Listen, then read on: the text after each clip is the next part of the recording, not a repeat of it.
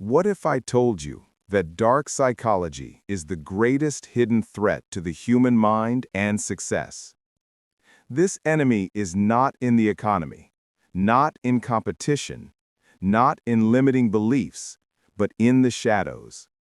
A knowledge that silently enters your life and can change your path without you even realizing it. Every day, millions of people fall victim to dark psychology techniques. Not because of weakness, but because of ignorance of how these techniques work. Small manipulations, calculated sentences, meaningful looks, or long silences tire the mind. These techniques slowly destroy self-confidence. Victims often try to act rationally, but they fall into more traps. They try to explain, change, or resist, but their energy is drained. Eventually, feelings of defeat and confusion replace peace. Dark psychology is a set of techniques for influencing the minds of others. The main goal of these techniques is to control and direct behavior without the person's awareness. From gaslighting to guilt tripping, they are all designed for one purpose: psychological domination. Research shows that even a brief interaction with someone using these techniques can increase stress levels. Chronic stress increases the hormone cortisol. This condition impairs decision-making and stifles creativity. Example: imagine someone repeatedly telling you that your decisions are wrong. Eventually, even if you think you're right, you'll doubt yourself. Or someone who makes you feel guilty with prolonged silences. These techniques gradually wear down the mind. Victims often spend hours thinking about the person's behavior. They replay the conversation over and over in their minds. They search for better answers. Their motivation and energy are spent on endless analysis. This energy could be spent on building a future, healthy relationships, or personal development. Dark psychology infects not only the individual, but also the environment around them. In the workplace, a manipulative person can reduce the productivity of an entire team. In the family, a controlling member can destroy collective happiness. In society, toxic leaders can distort public opinion. Therefore, the cost of dark psychology goes far beyond a simple interaction. These methods are not only found in books or movies. In family relationships, you can see signs of it. In the workplace, toxic managers or colleagues take advantage of these techniques. On social networks, manipulated messages are spread daily. Even in advertising, dark psychology is used to guide consumer choices. Dark psychology is a hidden force that, if you don't recognize it, will slowly take over your mind and life.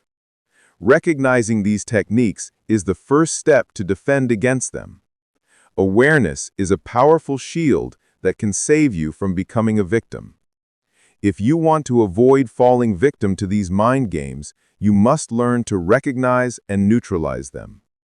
This step-by-step series will equip you to stand up to dark psychology with complete confidence and clarity. Most people make 4 destructive reactions when faced with dark psychology tactics. The first mistake is to try to compromise. They think that if they are kind, accommodating, or helpful enough, the manipulator will change their behavior. But that never works, because dark psychology is not about you. It is about their need for control, attention, or power. When you respond by compromising, you actually reinforce their behavior and teach them that their tactics work. The second common mistake is to try to be rational. People spend hours explaining their point of view, presenting logical arguments, and trying to convince the manipulator. But what they don't realize is that dark psychology doesn't come from logic. It comes from emotions, insecurities, and unhealthy patterns. You can't use logic to get someone out of a situation that they didn't get into in the first place. The third mistake is to fight back. When people get tired of dark psychology tactics, they often resort to the same tactics themselves. They respond with aggression, return the manipulation, and engage in psychological games. This strategy backfires because it brings you down to their level and gives them exactly what they want, your emotional response and energy. The fourth and perhaps most dangerous mistake is total avoidance without a strategy. Some people think the solution is to simply ignore or cut off the manipulative person altogether. While setting boundaries is essential, blind avoidance without understanding the psychology behind the dark behavior leaves you vulnerable to future manipulation and prevents you from learning the skills needed to effectively cope. The truth is, dark psychology is not going away. These tactics exist in every workplace, every social group, and even in families. The question is not whether you will encounter them, it is whether you will be prepared. Successful people know that learning how to deal with dark psychology is a vital skill, just like driving or managing money. It is not an option, but a necessity if you want to protect your success and peace of mind. Not all dark psychology techniques are the same. It is vital to recognize the different types of these tactics, as each type requires a different strategic response. Most people make the mistake of seeing all manipulative behaviors as the same, which is why their strategies fail.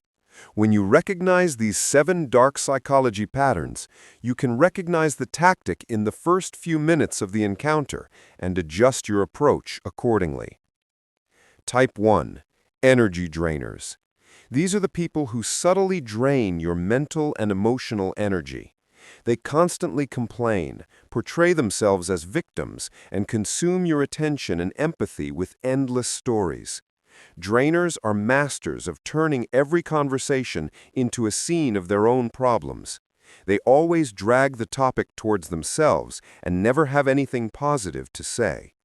What makes them dangerous is that they often seem harmless or even pitiful, so the people around them let their guard down. But the reality is that these people drain your mental resources, leaving you exhausted, frustrated, and drained of energy. Type 2. Controllers. These people have an obsessive need to dominate every situation and every person.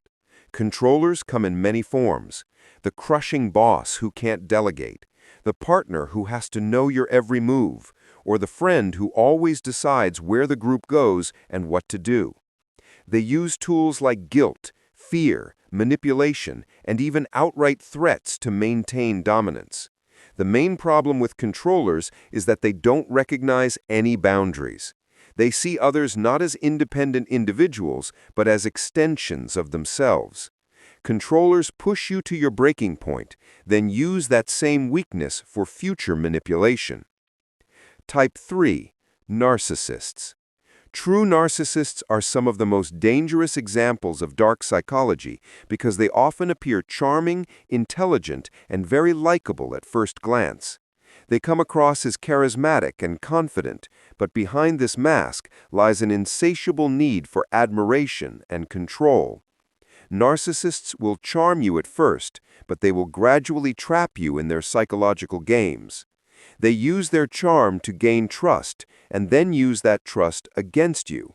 Narcissists have an inflated sense of self-importance, a deep need for endless attention and admiration, and almost no empathy for others. They are master manipulators, using any word or behavior to get what they want. One of their common techniques is love bombing. At the beginning of a relationship, they shower you with attention, praise, and affection to create an emotional attachment. But once your psychological investment is made, their true colors emerge: demanding, critical, and completely self-centered. They take credit for your successes, blame you for their failures, and gaslight you into doubting your own reality. Type 4. Passive-aggressive saboteurs. These people never confront you directly, but they undermine you with indirect behavior. They may promise to help, but intentionally forget or do it poorly. They target you with sarcastic jokes, spread rumors, or reveal personal information. They smile on the outside, but behind the scenes, they are hurting. Their main danger is creating an atmosphere of distrust and uncertainty. You will always have to walk on eggshells to avoid their hidden reactions. In the workplace, these people can destroy projects or your reputation without leaving a visible trace. Type 5. Emotional manipulators. These people are experts at using guilt, fear, and duty to control others. They say things like, "If you really cared about me, you would do this," or "After everything I've done for you." Their goal is to make you feel responsible for their own feelings and use your empathy and kindness against you.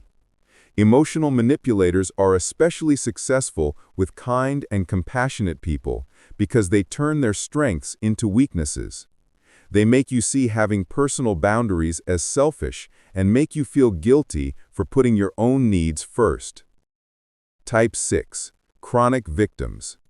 Unlike energy drainers who complain about everything, chronic victims constantly position themselves as the perpetual sufferer. They are always hurt by others, always violated, and never take responsibility. For them, nothing is their fault. This pattern makes those around them feel constantly responsible, and their energy is spent on endless support while the chronic victim never changes. These people never take responsibility for their behavior or choices and always blame someone else for their problems. Chronic victims are dangerous because they avoid taking responsibility, expecting others to constantly rescue them. They create chaos and drama in any environment and use the victim role to get others to help them or justify their wrongdoings. This pattern is a manipulative tool that makes those around them feel guilty or obligated, while the chronic victim makes no changes in themselves. Type 7. Boundary violators. These people consistently ignore or cross other people's personal boundaries. They show up uninvited, ask inappropriate questions, share information they shouldn't, and basically act on the assumption that social rules don't apply to them. They often disguise their behavior as friendship, compassion, or help. Their main danger is that they devalue your independence and personal space, and they make you feel insecure.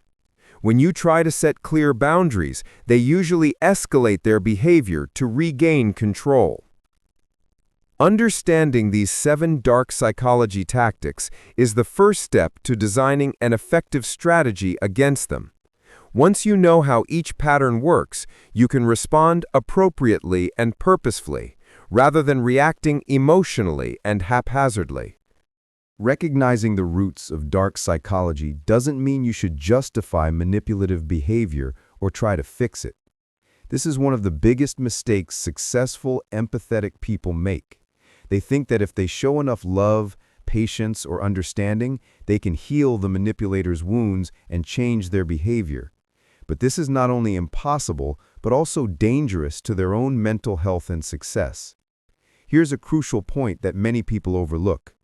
Those who use dark psychology specifically target successful, confident, and emotionally healthy people. This is no accident. They are attracted to those who have qualities they themselves lack: self-confidence, emotional stability, success, and positive energy.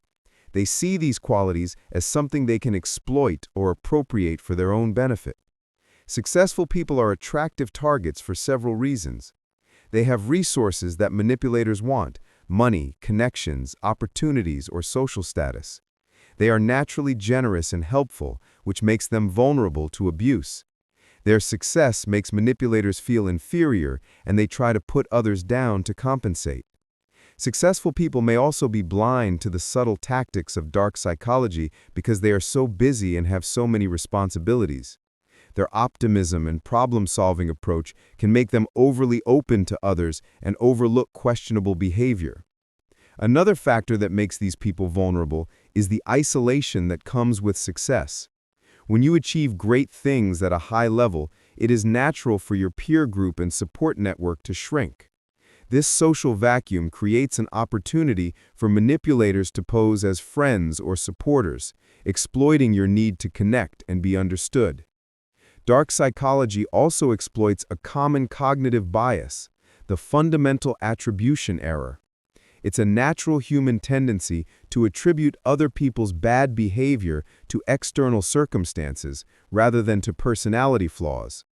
When someone mistreats you, your first reaction is to think they were having a bad day, they were under pressure, or they didn't mean it. Manipulative people capitalize on this very tendency because it allows them to continue their behavior without consequences. Understanding the psychology behind dark behaviors also shows why traditional approaches to dealing with these people often fail. You can't convince someone with logic who fundamentally refuses to follow logic. You can't change someone with love and patience when their behavior serves a vital psychological function for them. You can't set personal boundaries with someone who sees boundaries as a challenge to cross. The key point is this: manipulative people don't want to change. Their behavior works for them. These behaviors provide them with attention, control, resources, or whatever they want. As long as their tactics work, they have no incentive to change. That's why your response is critical. When you react emotionally, when you try to calm them down, or when you play into their mind games, you are actually rewarding their behavior and encouraging them to continue it. The most effective way to cope is to understand that their behavior is about themselves, not you.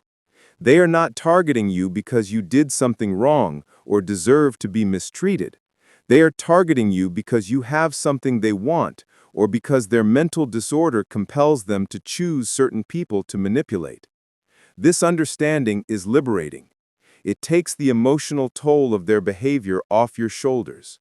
When you understand that their actions are predictable reactions to their inner dysfunction, you can respond strategically rather than emotionally. You can protect yourself without taking their behavior personally, and you can maintain your strength and peace of mind no matter what they choose to do. Most people who fall for dark psychology tactics fail not because they are weak or naive, but because of 4 specific strategic mistakes that actually reinforce the manipulative behavior. These mistakes are so common and ingrained in our social culture that most people don't even realize they are making them. When you recognize these patterns, you can break free from the dark cycles that drain your energy and destroy your success. The first deadly mistake is the empathy trap. This is where your natural kindness and understanding become weapons that manipulators use against you. Empathetic people tend to make excuses for other people's bad behavior. They say, maybe they were having a hard day, or maybe they were under pressure, or maybe they didn't mean it. These excuses allow the manipulator to continue their behavior without consequences, and you become the victim again and again. When someone mistreats you, the empathic mind immediately looks for explanations. Maybe they had a difficult childhood. Maybe they're under pressure now. Maybe they don't realize the impact their behavior is having. Empathy is a positive trait in its own right, but when you extend it to those they're taking advantage of, it becomes dangerous. Manipulative people are masters of creating pity and playing the victim. When confronted with their behavior, they tell sad stories, cry, apologize, and promise to change. Then they make you feel guilty in order to defend yourself. The empathy trap keeps you in a dark cycle because it prevents you from taking decisive action. Instead of setting clear boundaries or cutting manipulative people out of your life, you keep giving them second chances. You keep hoping that if you're just a little more patient or understanding, they'll one day become the person you want them to be. But that never happens, because manipulators don't change unless they face serious consequences for their behavior. Mistake number 2. The logic fallacy. The belief that you can use logic to change someone who is using dark psychology is one of the most dangerous traps. Logical people assume that others are logical, so they spend hours explaining their point of view, defending their position, or trying to convince the manipulator. But these efforts are futile because dark psychology isn't about truth or problem solving. It's about winning, controlling, or getting attention. The logic fallacy can eat up years of your life. You'll end up getting into the same arguments over and over again, repeating the same evidence, and wasting your energy trying to convince someone who has no interest in understanding. Manipulative people don't engage in logical arguments to find the truth. They engage in mind games. They twist your words, change the subject, reopen old wounds, or use any tactic to keep you in an endless argument. In the meantime, you're wasting valuable time and energy that could be spent building your business, improving relationships, or pursuing personal goals. Mistake number 3, reaction addiction. This happens when you get so caught up in responding to dark psychological tactics that you forget about your own goals and priorities. Manipulative people are masters at pushing your psychological buttons. They know exactly what to say or do to make you angry, upset, or frustrated. They then use those reactions to control your behavior. When you have a reaction addiction, your life revolves around them, not your own goals. Your mental energy is spent thinking about what they're going to say, planning your response, or anticipating their next move. You base your decisions on how they're going to react, not on what's best for you. Instead of being proactive, you become passive and lose control of your life. This trap is especially dangerous because it tricks you into thinking you're doing something useful, responding, defending yourself, fighting back. But in reality, you're dancing to their tune and giving them exactly what they want, your attention and emotional energy.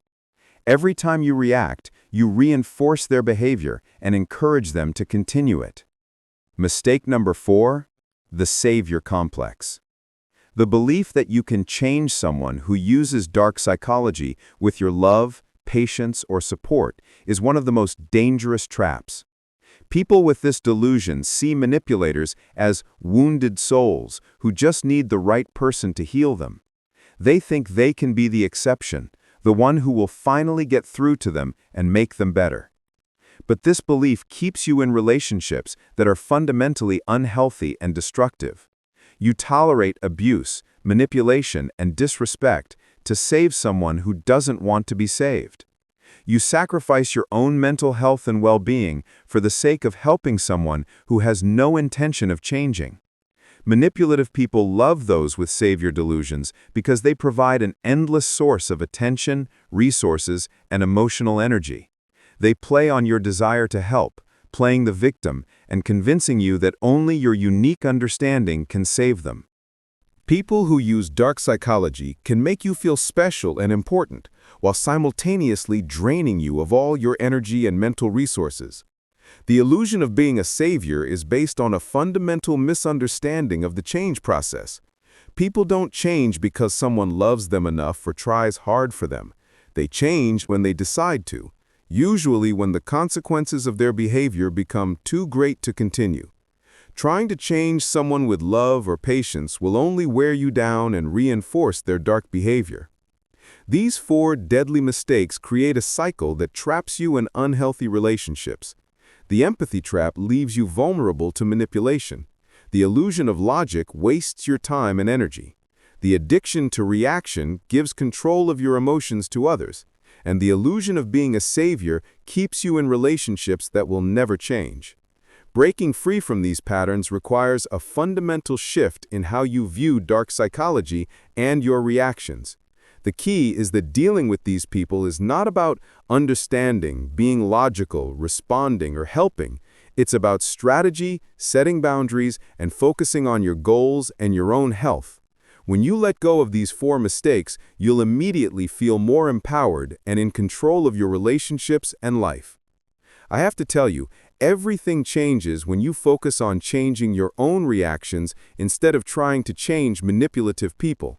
This isn't just a minor adjustment in approach. It's a complete paradigm shift that will transform the way you handle difficult people and conserve your own mental energy. Most people waste years trying to fix others when the real power lies in controlling themselves. The traditional approach is based on a false belief that if they find the right words, the right method, or enough patience, they can convince and change the manipulator. This approach fails because it puts all the power in the hands of the person using dark psychology.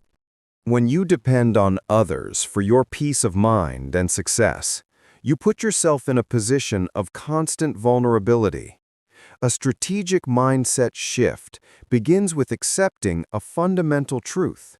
You can't control other people's behavior, but you can control your own reactions. This may seem obvious, but most people live their lives as if the opposite were true.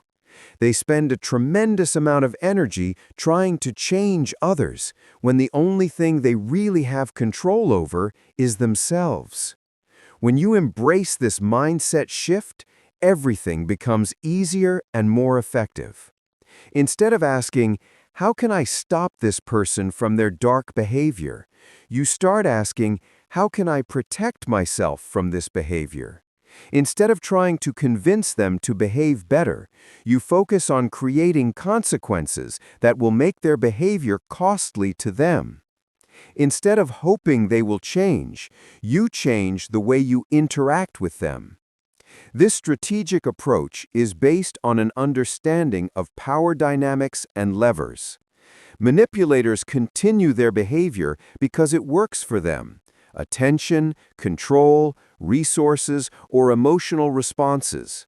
When you cut off these rewards and create costs for their behavior, the power equation shifts in your favor.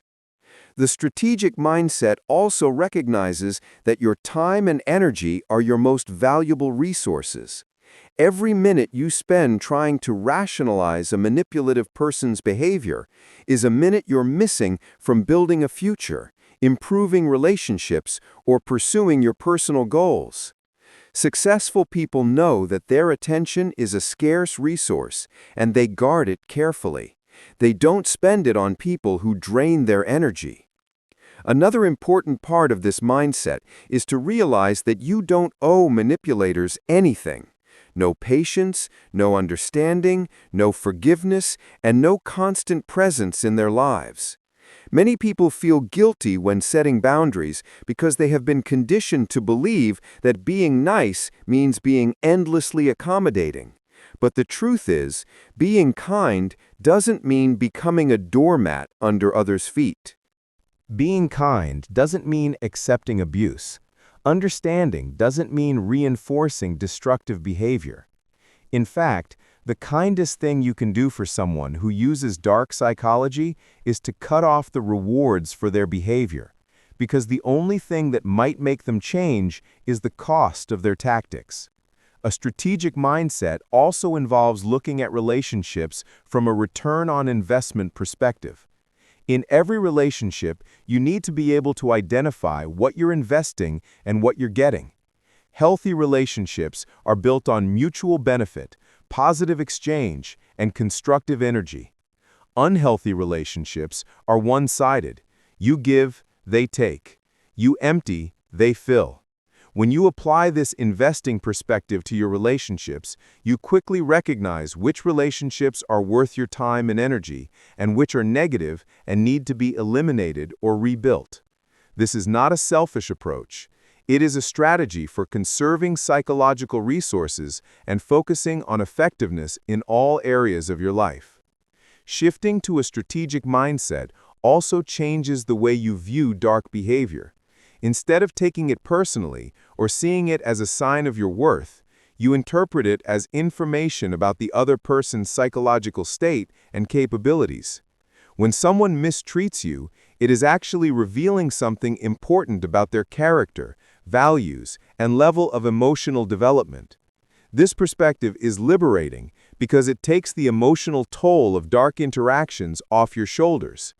Just as you don't get angry at a scorpion sting because you know it's their nature, Understanding that dark behavior is a reflection of the person's inner turmoil allows you to respond calmly and strategically rather than emotionally. Finally, a strategic mindset recognizes that your reputation and relationships are vital assets that you must protect. Manipulative people can destroy both through their direct behavior and through their influence on others. Part of the strategy is to manage how you are seen and make sure that associating with shady people doesn't tarnish your standing and reputation with others. This mindset shift is the foundation for everything you'll learn about dealing with dark psychology. When you stop trying to change others and focus on protecting and empowering yourself, you'll find that you have more control over these situations. Many problems that seemed insurmountable become manageable when you approach them strategically rather than emotionally. Now that you know the psychology behind dark behaviors and the strategic mindset needed to deal with them, it's time to dive into specific tactics for each type of dark behavior. Remember, one approach doesn't work for everyone. Each dark psychology pattern requires a different response. What neutralizes an energy drainer may embolden a controller, and what neutralizes a narcissist may empower a passive saboteur. Energy drainers. The main strategy against these people is to conserve and restore energy. They feed off your attention and emotional reactions, so your goal is to cut off their supply and conserve your own. The most effective technique here is the gray rock method. Be as uninteresting as possible in your interactions with them. Give short, factual answers without emotional baggage. Don't ask follow-up questions about their problems, offer solutions, or show sympathy for their endless crises. Example: when the energy drainer complains about their job for the 100th time, instead of saying, "Wow, what happened again?"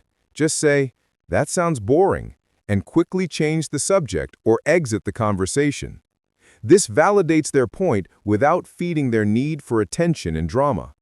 Over time, you will become uninteresting to them, and they will move on to more reactive targets. Controllers. These people require a completely different approach because they see any sign of weakness or compromise as an invitation to increase dominance. With controllers, you need to set clear, firm boundaries from the start and stick to them consistently. The key to success is to be assertive without being aggressive. State your position clearly without further explanation or apology. When you make your boundaries clear and consistent, controllers will realize that they can't easily manipulate you.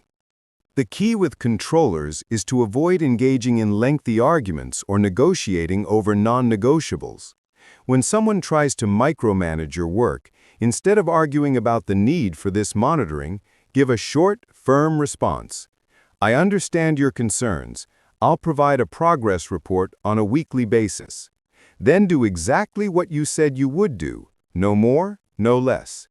Controllers respect stability and authority, so you should never back down after you've set your boundaries. Narcissists. This is perhaps the most difficult type of dark psychology to deal with, as narcissists are often intelligent, charming, and master manipulators. The key to dealing with them is to never give them the admiration and attention they crave, while also not directly challenging their inflated self-image. This delicate balance is what you might call strategic indifference. In practice, it means you acknowledge what they say without praising or criticizing them. When they compliment you on your accomplishments, just say, "That's interesting," not "great." When they ask for praise, you change the subject. The goal is to be polite but non-involved, present but uninvested. Eventually, narcissists will find you boring and move on to more responsive sources. Passive-aggressive saboteurs. These people count on others' excessive politeness or fear of conflict. They hide behind acceptable innocence and act unaware when confronted with their behavior. The most effective strategy is to be open and specific about their behavior. When they forget something for the umpteenth time, instead of accepting an excuse, you say, "This is the 3rd time this has happened. From now on, you need to acknowledge receipt of requests in writing and report back every 2 days. This isn't a direct accusation, but it shows that you've noticed the pattern and are taking specific steps to prevent it from happening again. Emotional manipulators. These people try to control you through guilt, fear, or duty. Statements like, "If you really cared, you would do this," or "After all I've done for you," are their tools. An effective strategy is to separate your emotions from your logic and set clear boundaries. When you hear this kind of statement, instead of defending or explaining, respond briefly and firmly. "I made this decision based on my own priorities," or "I understand you're upset, but you're responsible for your feelings." These responses show that you have empathy, but you don't let guilt or fear drive you to make a decision you don't want to make. Chronic victims. The key to dealing with these people is to separate their emotions from your decisions. When they come to you with a new crisis, instead of solving the problem or making excuses, just show empathy and put the responsibility back on them. A simple statement like, "That sounds difficult. What do you think you're going to do?" forces them to take ownership of their problem. Every time you solve their problem, you reinforce their victim mentality. Boundary violators. These people need to face immediate and consistent consequences for their behavior. If someone shows up at your house uninvited after you've already asked them to call, you shouldn't accept them. Explain right away at the door that they need to leave and make an appointment to meet again. The key here is consistency. Manipulative people test boundaries repeatedly to see if you will back down. When you start implementing these techniques, their behavior may temporarily become more intense as they try to regain control. This phenomenon is called the extinction burst in psychology, and it's actually a sign that your strategy is working. If you stay consistent, their behavior will gradually decrease because it's no longer working for them. Boundaries are the foundation of all healthy relationships, but when dark psychology is involved, they become even more critical. Many people think they know their boundaries, but they don't actually enforce them properly. That's why cheaters keep violating them. A boundary is not a request or a suggestion. It's a specific limit that you set and enforce regardless of how others react. The first common mistake people make is thinking they need the other person's approval or cooperation to enforce a boundary. They say, "I want you to respect my boundaries." But the truth is, boundaries don't need approval from others. They depend on your consistency and enforcement. A boundary is not a request or a suggestion.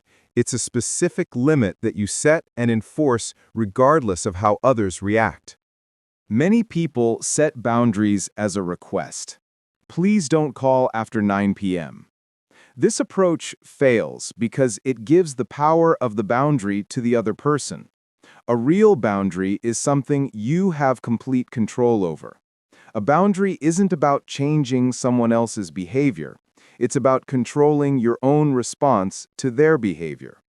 A good boundary is stated like this: "I won't call after 9 p.m. If you call, I won't answer." This statement doesn't require the other person to cooperate or change. It simply states what you will and won't do. The boundary exists even if the other person doesn't respect it, because you enforce it by your actions.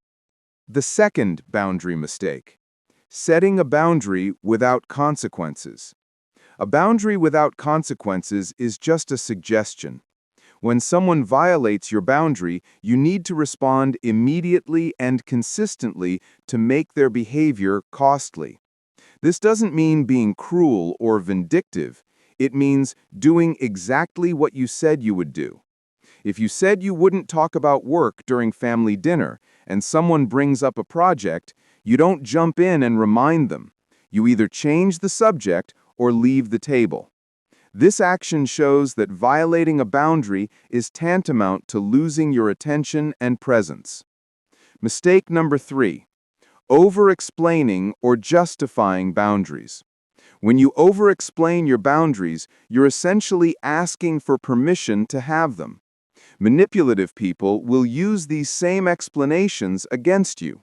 They'll look for exceptions, find loopholes, or argue with your reasons. Strong boundaries are stated simply and clearly, without a long justification. For example, if you've decided not to lend money anymore, you don't need to explain your financial situation. Just say, "I'm not going to lend money anymore." If they press you, repeat the same statement or say, "This is not something I'm comfortable with anymore." Mistake number 4, confusing boundaries with ultimatums. Boundaries are about controlling your own behavior, while ultimatums are about controlling the behavior of others. Ultimatums often backfire because they create a power struggle and can be seen as a bluff. Boundaries are simply a statement of fact. This is what I will or not do. It's this simplicity and consistency that makes them unbeatable. When you set your boundaries, be prepared for manipulators to test them. This is not a sign of weakness or ineffectiveness. It is a predictable reaction.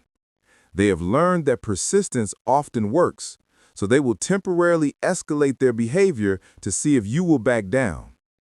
This testing phase is crucial because it determines whether your boundary will be respected in the long run. If you back down even once at this stage, you have essentially taught them that your boundaries are not real and can be broken with enough pressure. This will make their behavior worse in the future because they now know that persistence works. The key to getting through this stage is to have predetermined consequences and enforce them immediately and consistently. Don't wait for behavior to improve or give multiple warnings. Enforce the consequence as soon as the boundary is violated. This could be ending the conversation, leaving a group, hanging up the phone, or even temporarily severing ties. Another important part of boundary enforcement is documentation, especially in professional settings. When someone repeatedly violates your boundaries at work, keep detailed records, date, time, witnesses, and specific behavior. This documentation will be vital if you need to involve management or human resources. You also need to understand that boundaries need to evolve as circumstances change. What works in one situation may not work in another. Adjusting boundaries is not a sign of weakness. It is a smart adaptation to new information. Finally, remember that boundary enforcement often involves short-term discomfort for long-term peace. Manipulative people may react negatively, accuse you of being selfish, or try to guilt-trip you. This temporary escalation is the price you pay for lasting freedom from the dark behavior. Successful people know that their time, energy, and peace of mind are too valuable to be constantly attacked by boundary violators. They set clear boundaries, enforce them consistently, and create a life in which dark behavior has no place. When you learn the art of unbreakable boundaries, many of your relationship problems will resolve themselves because others will quickly learn how they can and cannot treat you. Dealing with dark psychology isn't just about external strategies and setting boundaries. You also need internal defense systems that protect your mental health and prevent their negativity from seeping into your mental space. Most people focus only on changing external circumstances while leaving themselves emotionally vulnerable and therefore open to manipulation and psychological harm. The first level of emotional defense is what can be called mental compartmentalization. This technique helps you keep dark interactions in a separate mental compartment so they don't spill over into other areas of your life. Mental compartmentalization. The ability to separate the behavior of others from your own worth and state of mind. When manipulative people attack, criticize, or try to make you look worthless, you need to have a mental system in place that prevents their words from penetrating the core of your identity. This is done by understanding that their opinions are a reflection of their own inner state, not a true assessment of your worth. Psychologists call this ability an internal locus of control, meaning that your emotional stability and self-esteem come from within, not from external approval or criticism. Emotional buffering. This technique involves creating psychological distance between yourself and the emotions of dark people. They often try to project their own state of mind onto you. They want you to be as angry or frustrated as they are, so they can take control of your emotions. Emotional buffering is the realization that you don't have to absorb or reflect the emotions of others. When someone is angry, you don't have to be angry. When someone tries to make you feel guilty, you don't have to accept it. You can accept their state of mind without making it your own. A powerful technique in this regard is mental imagery. Before interacting with the dark person, imagine yourself inside an invisible shield that reflects their negative energy. Their criticism, manipulation, or anger will hit this shield and never reach your psychic core. Strategic emotional detachment. This doesn't mean being cold or insensitive. It means maintaining a proper emotional distance from those who use your emotions against you.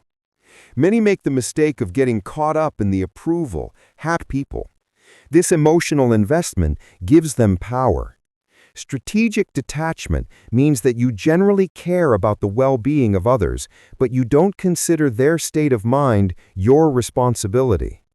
You can wish someone well without destroying yourself when they are unhappy. You can hope that they will make good decisions without blaming yourself when they make bad ones. This is especially important with family members or old friends who have become toxic. You don't have to stop loving them, but you do have to prioritize your own feelings. Cognitive reframing. This technique involves changing the way you look at situations. When a dark person criticizes you or tries to make you feel guilty, you can see it as information about their mental disorder, rather than the truth about me. Cognitive reframing helps you turn each dark interaction into an opportunity for greater understanding, rather than a threat to your self-esteem. This change of perspective reduces the emotional charge of interactions and allows you to respond calmly, rationally, and strategically. Number 4. Cognitive reframing. This technique involves consciously changing your perspective on the behavior of dark people. Instead of seeing their attacks as signs of your own shortcomings, you interpret them as signs of their own internal disorder. Instead of seeing their manipulations as successes, you see them as the desperate efforts of someone who lacks healthy communication skills. Cognitive reframing also means focusing on learning from difficult interactions, not just the negative emotions that come with them. Every encounter with a dark person is an opportunity to practice setting boundaries, experiment with protective techniques, and gather information about their behavior patterns. Number 5. Energy management. Dark people drain your psychic energy resources, so you need to have specific systems in place to protect and restore energy. This includes preventing energy waste and actively restoring depleted energy. Energy management begins with recognizing the early signs of energy depletion: irritability, loss of focus, feeling overwhelmed by small problems, or getting caught up in negative interactions. When you notice these signs, you should immediately implement energy recovery techniques. These techniques include physical activity, such as exercise, spending time in nature, or engaging in a favorite hobby. They also include interacting with positive, supportive people who will energize you instead of draining you. The key is to schedule these activities on purpose, rather than waiting until you're completely exhausted. Number 6. Psychological documentation. This technique involves mentally or in writing recording the behavioral patterns of negative people so that you can anticipate and manage future interactions. When you document their tactics, the patterns become apparent and their behavior becomes less surprising and damaging. Documentation is also vital against gaslighting. When someone tries to question your memory or perception, having a clear record makes it harder for them to convince you that you are wrong or overreacting. Psychological safety. Together, these 6 protective techniques create what can be called psychological immunity. Just as your immune system protects you from biological threats, psychological immunity protects you from emotional and mental threats. With this inner armor, negative interactions no longer destroy you. They become situations that you can navigate through with calm, strategy, and personal strength. Strategic non-engagement.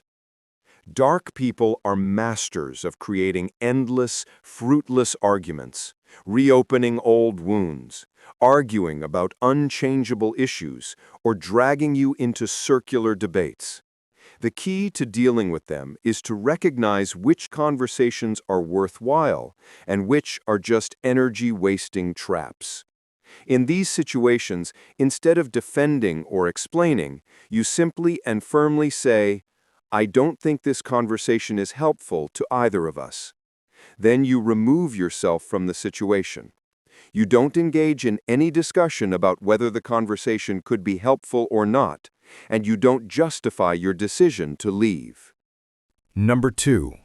Information diet. Dark people use personal information as a weapon. They memorize your fears, goals, and relationships to use against you at the right time. So the amount of information you give them should be kept to a minimum. Share only what is necessary to continue the interaction. Don't talk about personal problems, finances, emotional issues, or work concerns. Keep conversations focused on practical, neutral topics and steer personal questions toward general or work-related topics.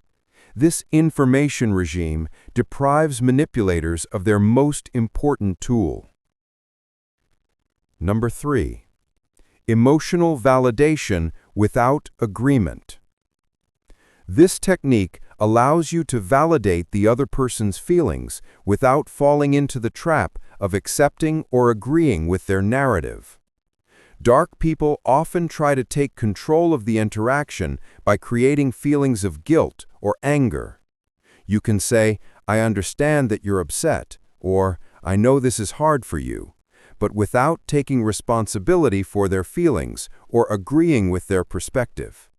This shows empathy, but at the same time prevents their feelings from becoming a tool of manipulation.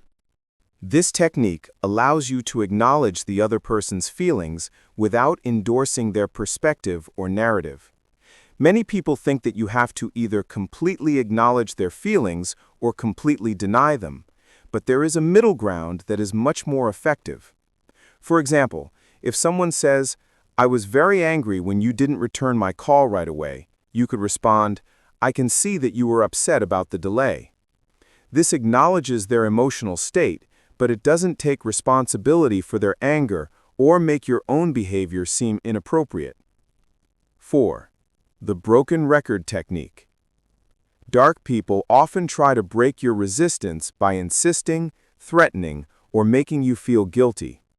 The broken record technique counteracts this tactic because it takes away the variety they want. When someone repeatedly asks for something that you've already denied, you add a fixed, unexplained response. "I'm not available for that." No matter how they rephrase the request or how much psychological pressure they apply, your answer will not change. This consistency shows that pressure is useless. 5. Strategic questions. Instead of making statements that can be attacked or argued, you ask questions that force the manipulator to reveal their logic or admit their contradictions. This technique is especially effective against those who rely more on emotional manipulation than logical reasoning. For example, if someone says, "If you really cared, you would do this," you respond with, "What makes you think doing this is the only way to show that you care?" This question forces them to defend their logic, not manipulate your emotions. 6. deflection and redirection. This technique is used when the dark person is trying to steer the conversation towards a negative or manipulative topic. Instead of getting involved, you change the direction of the conversation. For example, when someone starts to criticize you personally, you say, "I hear your point, now let's talk about a practical solution." Or, you redirect the topic to a neutral, constructive discussion. This neutralizes negative energy and shows that you are in control of the conversation. When dark people try to make you responsible for their feelings or blame you for their problems, you need to shift the blame back to them and steer the conversation towards solutions they can implement. For example, if someone says, "You made me feel bad," you could respond, "I know that's frustrating. What do you think you can do to make yourself feel better?" This response neither takes responsibility for their feelings nor engages in a discussion about blame. It shifts the focus to their own actions. 7. Time limiting. Dark people often use time pressure and long conversations to wear down your resistance. An effective strategy is to set a time limit before the interaction and state it up front. A simple statement like, "I have about 10 minutes for this conversation," gives you a natural outlet and prevents you from getting bogged down in endless arguments. Sticking to this limit shows that your time and energy are valuable and that you won't let others take it away. 8. Documentation and witnesses. In situations where you have to deal with shady people on a regular basis, especially in professional settings, you should document important conversations and involve witnesses if possible. This will protect you from gaslighting attempts and provide evidence if outside intervention is needed. Documentation doesn't mean secretly recording.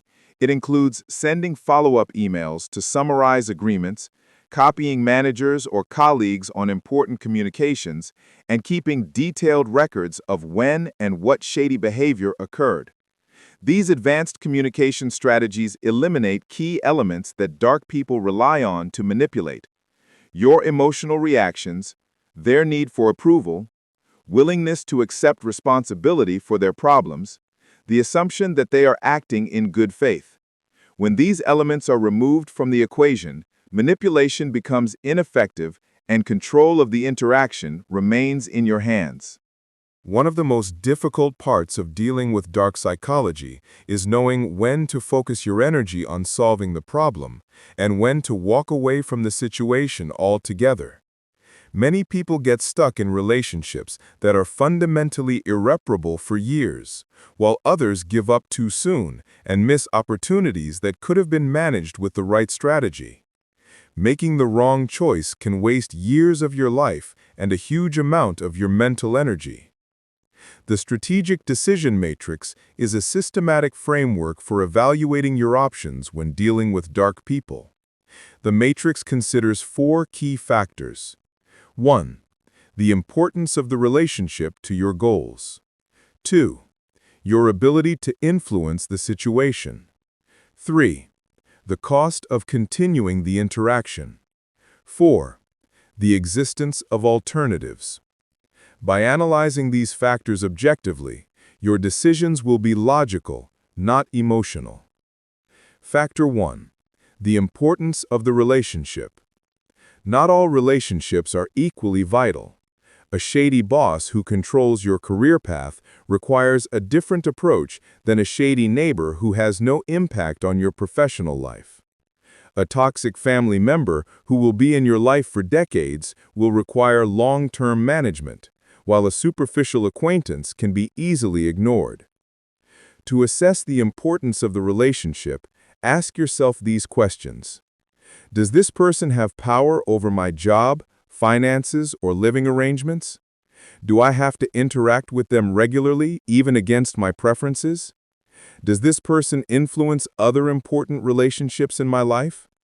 Is this person connected to my important goals or opportunities? The more important the relationship, the more worth investing energy in finding a solution. Factor 2. The ability to influence.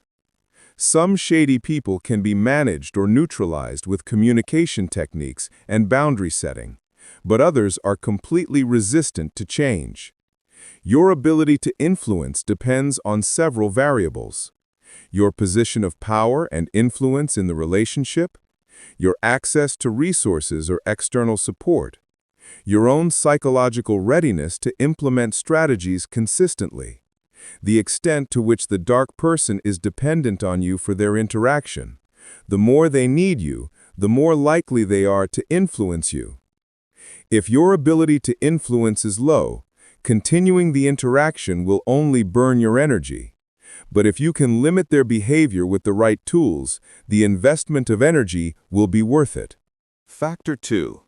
Your ability to manage or change the behavior of dark people. Depending on your position of power, the degree of their mental disorder, the support you have from others, and the consequences you can impose, those with severe personality disorders, active addictions, or deep psychological problems usually do not change with boundary setting or strategic communication.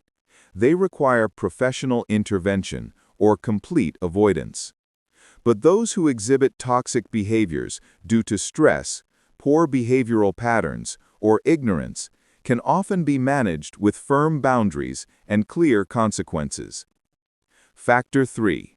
The cost of continuing the interaction. Any relationship requires an investment of time, energy, and psychological resources. With dark people, this cost is usually much higher, as you have to be constantly vigilant, implement protective strategies, and cope with the psychological strain of their behavior. You need to honestly assess whether the benefits of maintaining the relationship are worth the costs.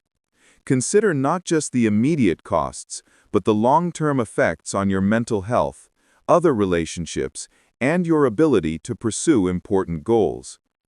If interacting with the dark person consumes a large portion of your mental energy and prevents you from focusing on more important priorities, the cost is too high, even if the other factors are positive. Factor 4. The presence of alternatives. Sometimes there are other options for achieving your goals or meeting your needs that don't require maintaining a relationship with the dark person. In other cases, they may be just a short-term path to an important opportunity. Understanding alternatives helps you make a strategic decision, not an emotional one. Based on these 4 factors, toxic relationships usually fall into one of 4 categories, and each category requires a different response. 1. High importance, high impact. These relationships are critical to your goals and success, and there is real hope for their improvement. In these situations, you need to spend time and energy enforcing boundaries and consequences. Use advanced communication techniques. Document problems and build alliances with others. Work systematically to change the relationship dynamics.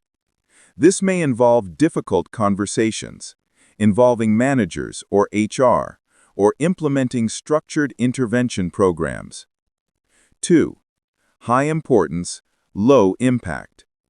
These relationships are vital to you, but your ability to change the dark person's behavior is very limited.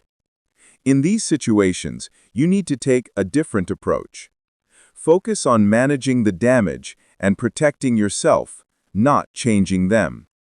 This means accept that real change is not possible. Establish strong boundaries to protect your emotional energy. Find ways to reduce interactions or limit their impact. Use outside support or professional resources to manage stress. These relationships are vital to you, but the dark person is resistant to change, and your power to influence them is limited. This usually occurs in families, long-term partnerships, or situations where you have to interact constantly. In these situations, you should stay, but with maximum protection. Reduce contact as much as possible. Set firm and unyielding boundaries. Use all emotional protection techniques. Focus on managing your reactions, not changing them. Accept that the relationship will never be ideal, but find ways to coexist that maintain your mental health.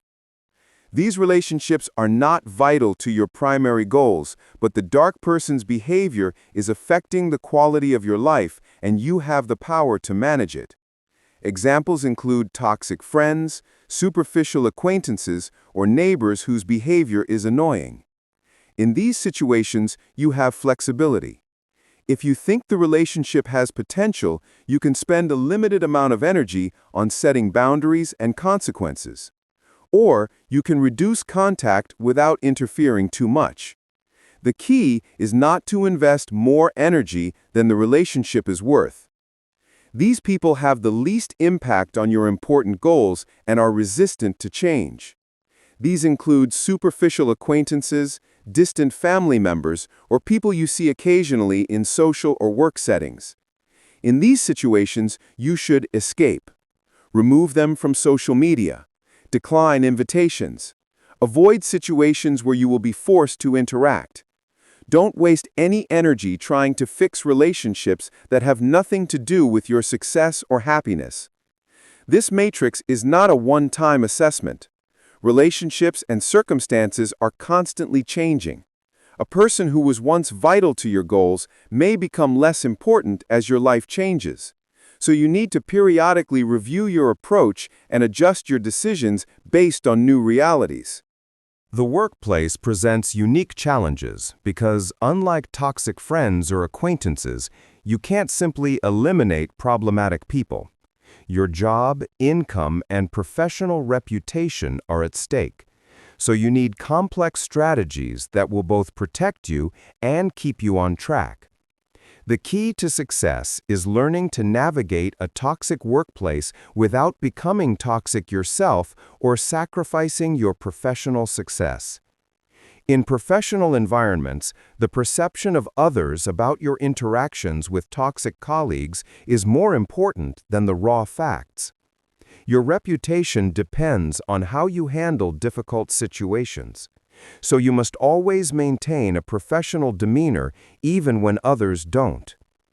When dealing with toxic colleagues, document everything, but be strategic.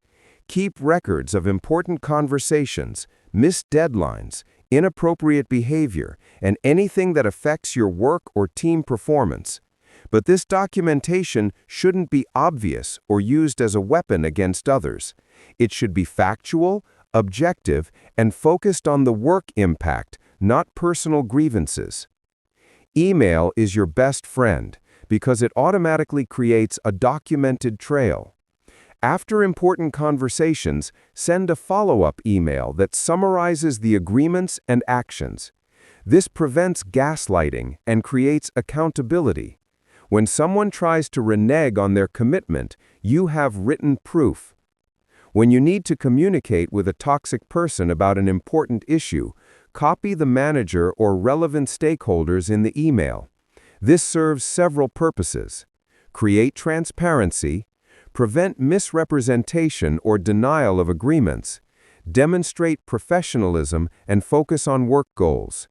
This tactic is a powerful shield against manipulation and shady politics, especially in high-pressure workplaces. Toxic bosses require a different approach because the power dynamics are completely at your disadvantage. You can't set boundaries with them the same way you would with colleagues or subordinates because they control your career path. But that doesn't mean you're powerless. If you manage up strategically, you can meet their needs while protecting your own. Most toxic bosses need three things: control, visibility, and a sense of importance. You can meet these needs without sacrificing your integrity or effectiveness. Reporting more regularly than necessary to create a sense of control. Publicly acknowledging their ideas to create a sense of worth. Asking for their input on decisions you could have made independently to foster a sense of influence. At the same time, you need to protect yourself. Strengthen your relationships with other leaders in the organization. Document your accomplishments and contributions.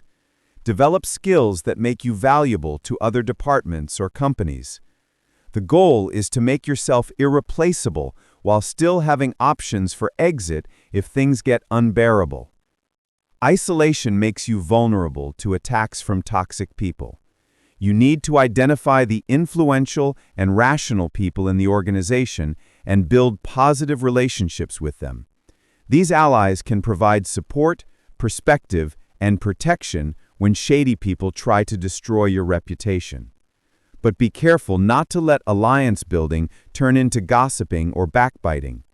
Professional allies are those who know the quality of your work and character and will defend you based on direct experience, not those who simply join you in complaining about others. When toxic people try to sabotage your projects or reputation, you need to respond strategically, not emotionally. Publicly defending them or trying to prove them wrong often backfires. Instead, let your work speak for itself. Quietly collect evidence of their destructive behavior. Focus on delivering great, sustainable results. This will discredit their criticism and make their sabotage more obvious. In the workplace, you need to maintain appropriate emotional distance. This means being cooperative and kind without getting too involved in personal or emotional relationships.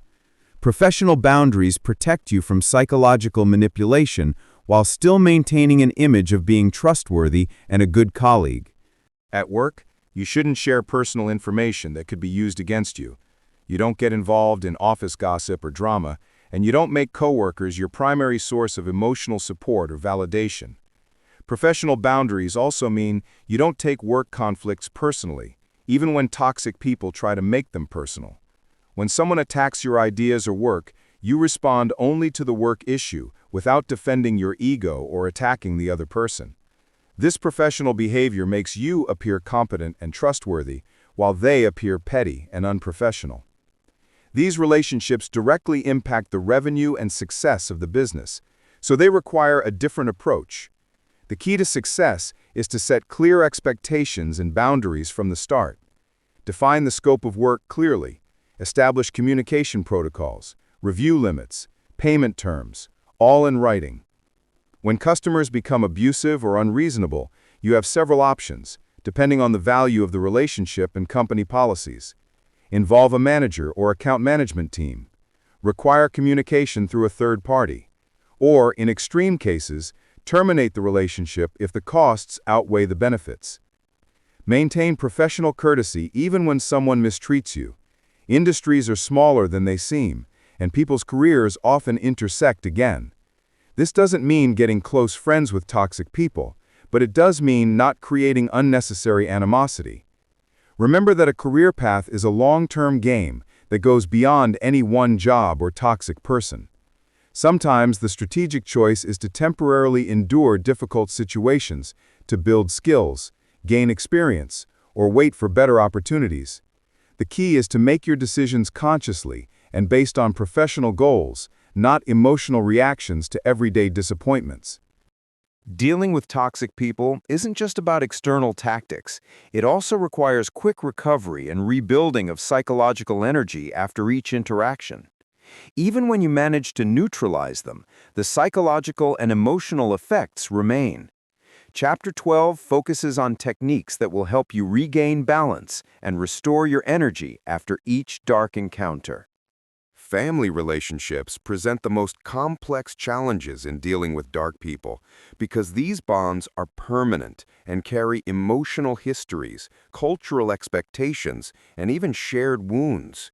You can't kick out a toxic family member, and cutting ties completely often comes with a heavy social and psychological cost. So you need advanced strategies that both protect your health and maintain essential family connections. The belief that family members deserve endless patience, forgiveness, and support, no matter how they treat you.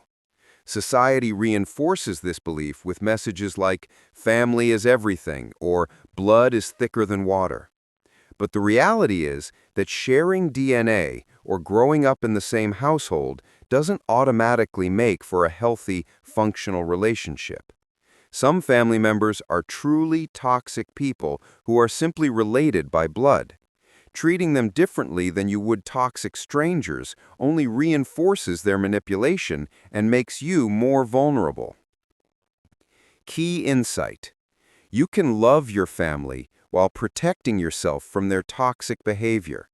Love does not mean accepting abuse, manipulation, or disrespect. You can care about someone's well-being, but you can't let their destructive actions ruin your life. This distinction is crucial because it allows you to maintain family connections without sacrificing your own mental health or success. The parent-child relationship is the foundation of your psychological development and self-concept. If you grew up with toxic parents, you likely internalized their critical messages, learned unhealthy relationship patterns, or developed psychologically damaging responses that affect all of your adult relationships. You need to accept that your parents' behavior was a reflection of their own limitations and dysfunctions, not a sign that you were worthless or unlovable. This recognition is the first step in rebuilding your self-esteem and breaking the cycle of unhealthy patterns. Toxic siblings. Sibling relationships are naturally competitive, comparative, and have a long history. When these relationships become toxic, they often manifest as jealousy, destruction, or emotional abuse. Key tactics: clear boundaries. Be clear about what types of behavior you will not tolerate, such as disrespect or intrusion into someone's personal life. Focus on the present. Don't use a competitive past or childhood wounds as an excuse to continue toxic behavior. Limited interaction. If the relationship becomes toxic, minimize contact and only communicate when absolutely necessary.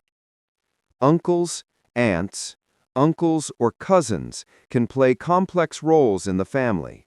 Some may exhibit manipulative behaviors due to cultural or traditional pressures. Key tactics: maintain civility without confrontation. Be polite, but don't engage in endless arguments or personal judgments. Distance management. Keep the connection on a social level, not an emotional one. Use social support. If someone in the group is being toxic, use the presence of others as a shield.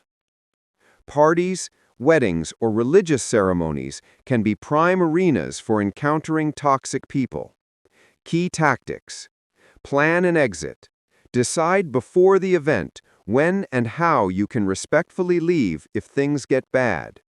Focus on positive people. Spend time with people who have positive energy, not those who bring you down. Strategic indifference. When someone in the group tries to provoke you, don't react and change the subject. Toxic parents and boundaries in adulthood. Children naturally view their parents' behavior as a reflection of their own worth, but this assumption is often incorrect. Toxic parents often abuse their children because of unresolved wounds, psychological problems, or emotional immaturity. As adults, setting boundaries with toxic parents requires overcoming external pressure and internal guilt. Family, friends, and society may criticize you for being disloyal or unforgiving. But remember, appreciating past care does not mean accepting today's abuse. You can see the value in your parents' efforts as children while protecting yourself from their destructive behavior. Boundaries are not revenge or punishment. They are a necessary shield for your mental health and success. Toxic siblings and family roles. Toxic siblings often continue to compete for parental attention into adulthood, and this competition manifests itself in drama and conflict at family gatherings. They may try to recreate childhood roles: victim, golden child, or mediator. Breaking free from these roles requires conscious effort and consistent enforcement of boundaries. The family role reset technique involves refusing to play the role others expect you to play. If you've always been the mediator, You're no longer automatically drawn to conflict resolution. If you've always been the caretaker, you'll start to prioritize your own needs and let others take responsibility for their problems. Parties, vacations, and family gatherings often force you to interact with toxic people in close quarters for extended periods of time. The key to success is planning ahead, not reacting on the spur of the moment.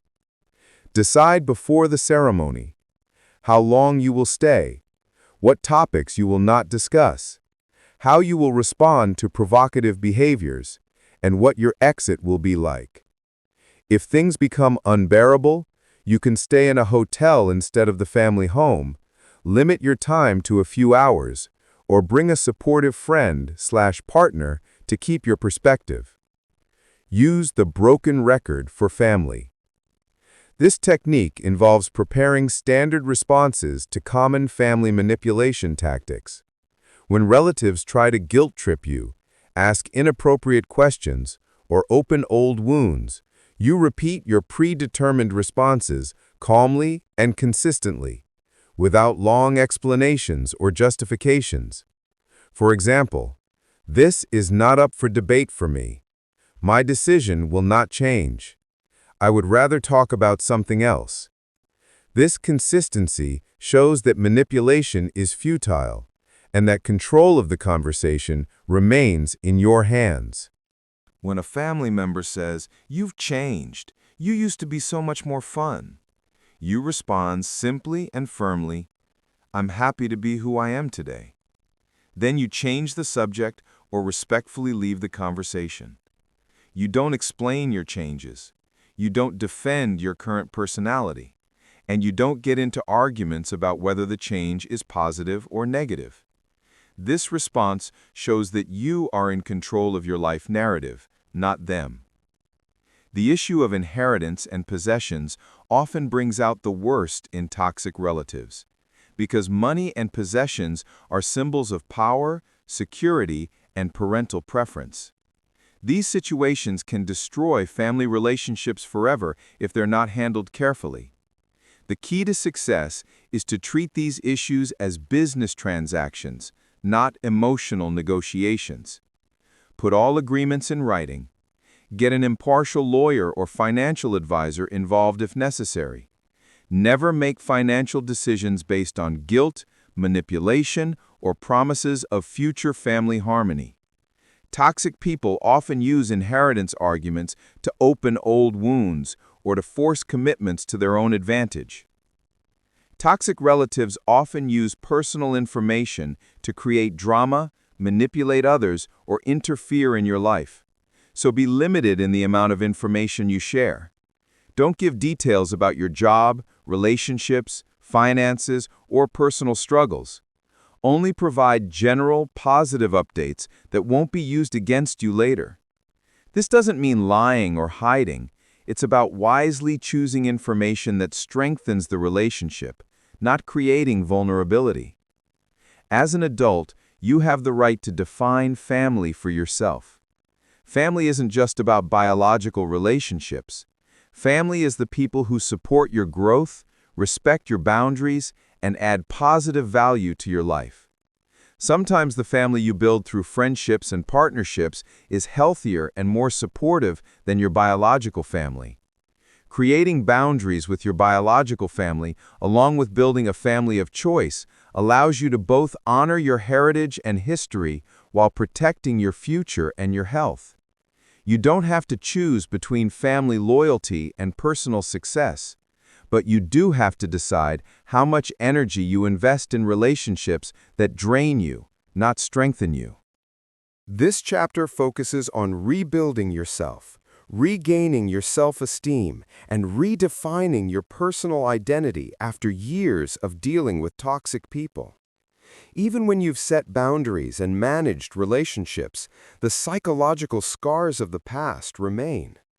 Chapter 13 gives you the tools to heal old wounds, rebuild your self-confidence, redefine your roles and identity in relationships, and build a future free from dark manipulations. Learning to identify and manage toxic people is just the beginning. The next level of mastery is creating anti-toxic living systems. That is, designing an environment that naturally repels toxic people and attracts positive, supportive people. In such an environment, destructive behaviors don't work, healthy boundaries are established by default, and your mental energy is constantly protected and replenished. Most people accept their social networks based on chance, work, family, geography, or circumstance. As a result, they often end up among people who don't support their goals or their health. Conscious choice means actively making decisions about who you spend time with, who has access to your energy and attention, and who influences your thoughts and decisions. This choice doesn't mean elitism or exclusion. It means recognizing the fact that your social environment has a huge impact on your success, happiness, and mental health. Make a list of the people you interact with regularly and honestly assess how each relationship affects your energy, mood, and progress. Do you feel energized or drained after interacting with them? Do they support your goals and ambitions or undermine them? Do they bring out your best qualities or your worst? This audit will reveal patterns you may not have noticed before. You may discover some friends always make you feel negative or insecure. Some family members create drama when positive changes occur, or certain coworkers undermine your confidence and motivation. The second step is to consciously choose to invest. Once you recognize these patterns, you can decide how much time and energy to invest in each relationship. This means strengthen relationships that give energy, limit or eliminate relationships that drain energy, and build a network that naturally repels toxic people. Your physical and digital environment should be designed to reinforce healthy boundaries, facilitate positive interactions, and neutralize or reward toxic behaviors. Create a calm, orderly, and controlled space. Toxic people thrive in chaotic, stressful environments where boundaries are blurred and emotions are high. When your living space reflects order and conscious intention, toxic behaviors naturally decrease and boundary violations become more obvious. Toxic people often use technology to violate boundaries, manipulate emotions, or demand attention. Take control of your phone, email, and social media. Set specific times to check messages. Turn off unnecessary notifications. Block or mute negative people. Instead of being available to everyone all the time, create structures that make it an effort to have your time and attention. Set specific times for phone calls. Require meetings to be scheduled in advance, not just drop-ins. Use email for most communications so you can give thoughtful responses, not reactive ones. The goal is to make your time and attention valuable and accessible only to those who really matter. Toxic people often target those who seem isolated or unsupportive. Having multiple positive relationships makes you less vulnerable and gives you a reminder of reality when someone tries to gaslight you. Strengthen your relationships with supportive people. Build a network that provides positive energy and support in times of crisis. This network will not only be a shield against manipulation, but also a source of long-term growth and motivation. Your support network should include a variety of relationships with different functions: mentors to guide your professional growth, peers who share common interests and goals, friends for emotional support and joy, professionals like therapists or coaches to help you maintain perspective and process difficult experiences. Diversity in your support network prevents you from becoming overly dependent on any one relationship and provides multiple sources of feedback, encouragement, and help. This structure makes you less vulnerable to toxic people who try to isolate you or present themselves as your only source of support. Personal Standards Framework. This framework involves clearly defining what behaviors you will and will not tolerate in a relationship and consistently enforcing them regardless of who is violating the boundaries. Many people have different standards for different relationships, which can cause confusion and instability, and toxic people exploit this gap. Your personal standards should be based on your values and goals, not social expectations or the comfort of others. These standards should include communication style, respect for boundaries, balance in giving and receiving support, basic courtesy and kindness. Implementing these standards doesn't mean making a showy statement or giving a speech. It means demonstrating through your behavior and actions what you will and will not tolerate and enforcing consequences if violated. Treat your relationships like a financial investment. Allocate your time and energy based on the return. Just as you wouldn't invest in a losing asset, you shouldn't invest your mental energy in relationships that consistently drain you. This approach requires tracking the energy return from relationships over time, adjusting investment levels based on actual results, and strengthening relationships that give energy and reducing or eliminating relationships that drain energy. If you've been in a long-term relationship with a toxic person, whether personal or professional, you've likely experienced serious psychological trauma that has affected your ability to trust, your self-esteem, and your capacity for healthy relationships. Recovery isn't just about removing toxic people from your life. It's also about healing the internal wounds and rebuilding your ability to recognize and maintain healthy connections. You need to acknowledge the real effects of toxic relationships without minimizing or exaggerating them. Toxic people usually have predictable effects: erosion of self-esteem, creation of anxiety and a state of hypervigilance, distortion of thought patterns, damage to the ability to trust your own perceptions and judgment. These effects are real and significant, but with conscious effort and the right support, they can be reversed. Many people who have been in toxic relationships experience what psychologists call complex trauma or emotional abuse syndrome. This condition is not as severe as PTSD, but it has similar symptoms: recurring painful memories, feelings of worthlessness or shame, difficulty trusting others, extreme emotional reactions to small stimuli. Recognizing this condition is the first step towards healing, as it shows you that your experience is real and valid, not a personal weakness. Every difficult person you encounter is an opportunity to learn about human behavior and refine your protective strategies. Recovery is about turning wounds into lessons and rebuilding yourself with greater awareness and strength. Common signs after a toxic relationship: difficulty concentrating, sleep problems, emotional numbness or drowning in emotions, social withdrawal, and persistent negative thoughts about yourself and others. All of these are normal reactions to abnormal behavior. These symptoms are not signs of weakness or failure. They are signs of your humanity. You are reacting naturally to an abnormal situation. Toxic people distort the victim's perception of reality through gaslighting and manipulation. They make you doubt your memory, interpretation of events, and even your emotional reactions. Recovery requires a systematic rebuilding of trust in your own perception. Keep a personal journal and record your thoughts, feelings, and observations without editing or doubting. Recognize when you automatically assume you are wrong or think your concerns are overblown. Practice validating your own experiences rather than always relying on external validation.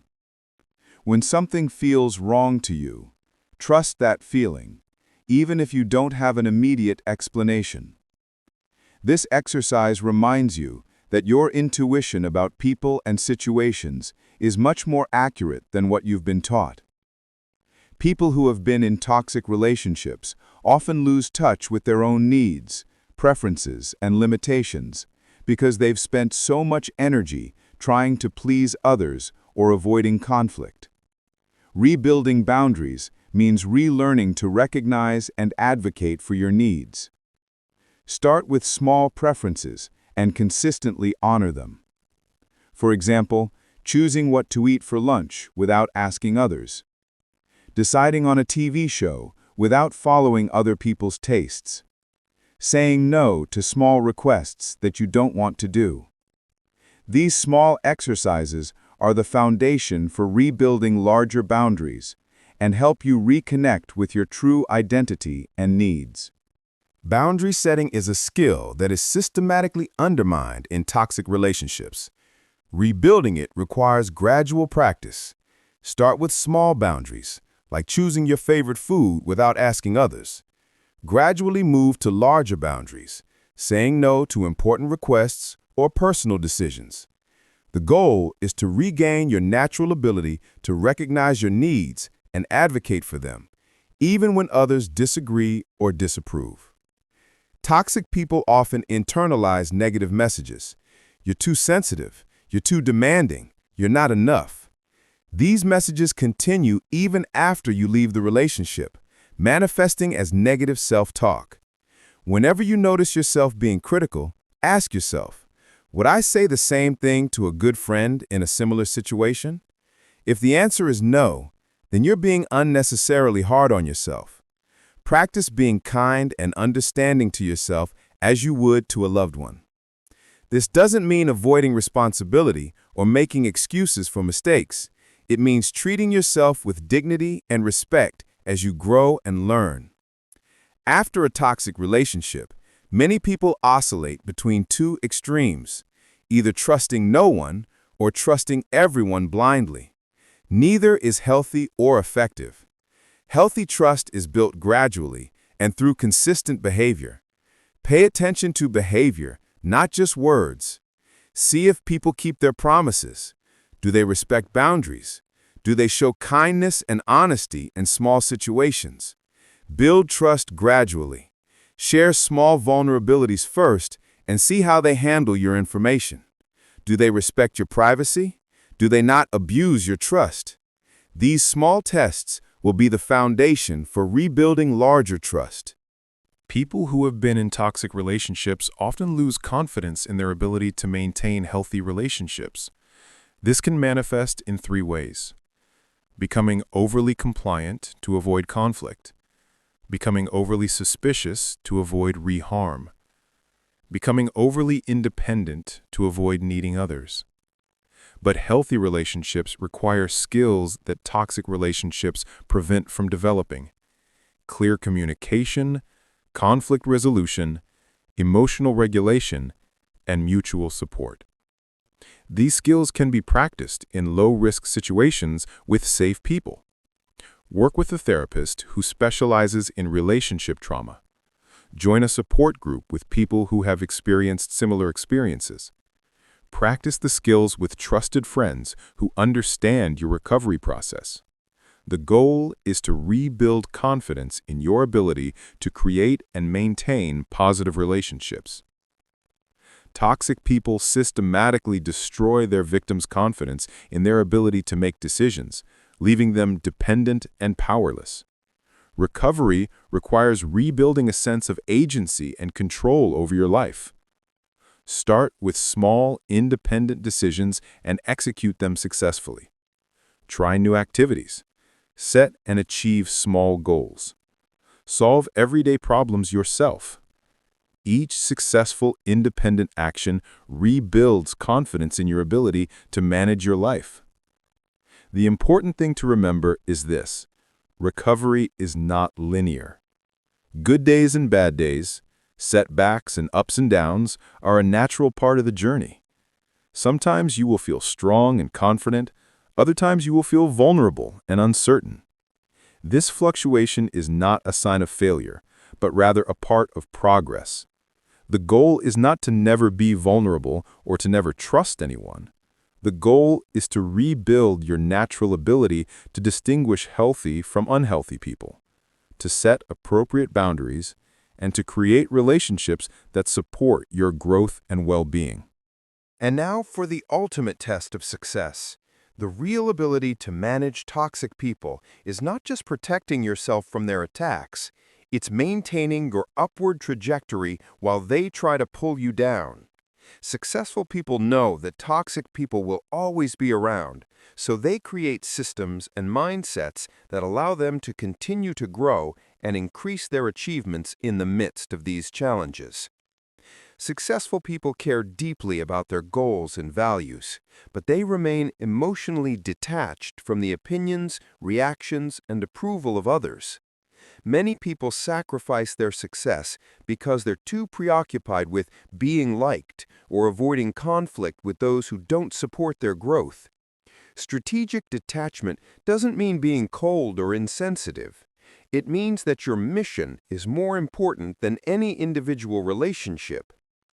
When someone tries to get you to lower your standards or abandon your goals, evaluate their request based on its alignment with your goals, not on whether refusing will hurt their feelings. The ability to effectively manage toxic people is a huge competitive advantage in business and life. While most people get sidetracked by difficult personalities, waste their energy on drama, or lower their standards to avoid conflict, you remain strategic and purposeful. This advantage builds over time because consistency in the face of external pressure builds credibility and trust. When others see you maintaining your integrity and focus despite pressure, they are more likely to work with you, invest in you, and support your initiatives. The ability to manage toxic people becomes part of your professional brand. Others see you as someone who is resilient in the face of challenges, maintains your standards, and forges ahead with strength. This image not only sets you apart from your competitors, but also creates a network of support and new opportunities for you. Instead of letting toxic people drain your motivation, use them as fuel for your ambition. Every time someone tries to bring you down or belittle your abilities, see it as a sign that you're on the right track. Their negative behavior confirms that you're growing above their level and representing something they fear or envy. This psychological reframing transforms toxic interactions from being an energy drain to a source of energy. Building relationships with successful people who have experience managing toxic people is a powerful shield. This network gives you access to advanced strategies and emotional support that most people never receive. Toxic people are less likely to attack someone with powerful allies because the cost and risk are high. Your network becomes a form of insurance against toxic behavior. The more successful you become, the more serious the risk of toxic attacks becomes. Early on, a toxic person might just be ruining your day, but later on, they might be trying to destroy your reputation, ruin your deals, or kill your opportunities. It's not enough to just document toxic behavior. You need to build a comprehensive record. Include witnesses, corroborating evidence, and third-party confirmation of your version of events. This isn't paranoia. It's professional protection in an environment where your reputation and opportunities are a valuable target. The more influence you have, the better you can protect yourself and others from toxic behavior. Authority, resources, and respect allow you to set standards for interactions within your sphere of influence. Implement consequences for toxic behavior. Create work cultures that do not tolerate toxic behavior. Choose business partners who share your values. Use your platform to educate others about healthy relationship dynamics. Your success gives you the power to create environments where positive behavior is rewarded and toxic behavior is discouraged. You need to think beyond momentary conflicts and consider how your responses to toxic people will impact your reputation and your long-term legacy. Every interaction is an opportunity to demonstrate the qualities you want to be known for: integrity, strategic thinking, calm under pressure, commitment to values. This long-term perspective prevents emotional reactions that may be satisfying in the moment, but will damage your credibility over time. It also keeps you focused on building something meaningful, not getting caught up in short-term conflicts with people who ultimately don't matter to your success. As you grow in success, it's natural to encounter people who are just starting out and struggling with toxic people. Sharing your knowledge and experience not only helps them, but it also reinforces your own learning. Building positive relationships balances the negative energy of toxic encounters. Educating others on how to manage difficult people establishes you as a leader and authority in this area. The ability to manage toxic people while maintaining your success and integrity is one of the most valuable skills you can develop. It impacts all areas of your life: career advancement, business success, personal relationships, and overall well-being and happiness. What you have learned is not just techniques for dealing with difficult people. It is tools for designing a life in which you are in control of your environment, relationships, and outcomes. Every achievement you make in the face of toxic people is a form of justice. It shows that integrity, strategic thinking, and a commitment to growth are more powerful than manipulation, toxicity, and destructive behavior. Your success is not just for you. It is for all those who believe that good people can succeed without becoming bad people. Every goal you achieve sets a pattern for others, creating a culture where toxic behavior is less tolerated and less effective. Your ability to manage toxic people is part of your professional and personal brand. This skill not only protects you, but also shows the world that success and integrity can coexist. This is the legacy you leave behind: a role model for others, and a contribution to building a culture that values growth and health over destruction. Use these tools wisely, implement them consistently, and never forget: your ability to rise above toxic people while maintaining your values is one of the most powerful displays of true strength and success. You now have a set of tools and strategies that are not just for defense. They are for creating a life of control, filled with healthy relationships and lasting results. These skills will place you among the small percentage of people who will not let toxic people derail their path or sacrifice their values. Every success you achieve is a form of justice. Justice for yourself and for all those who believe that good people can win without becoming bad people. Your success shows that integrity, strategic thinking, and a commitment to growth are more powerful than manipulation, destruction, and toxic behavior. This path doesn't just change your personal life. It sets a pattern for others. Every time you resist pressure and continue to grow, you create a culture where toxic behavior is less tolerated and less effective. You are not only protecting yourself, but you are also contributing to building a world where success and integrity can coexist. Remember, your ability to rise above toxic people while maintaining your values is one of the most powerful displays of true strength and success. This is the legacy you leave behind. Not just outward achievements, but a culture that shows others that it is possible to be healthy, strong, and successful.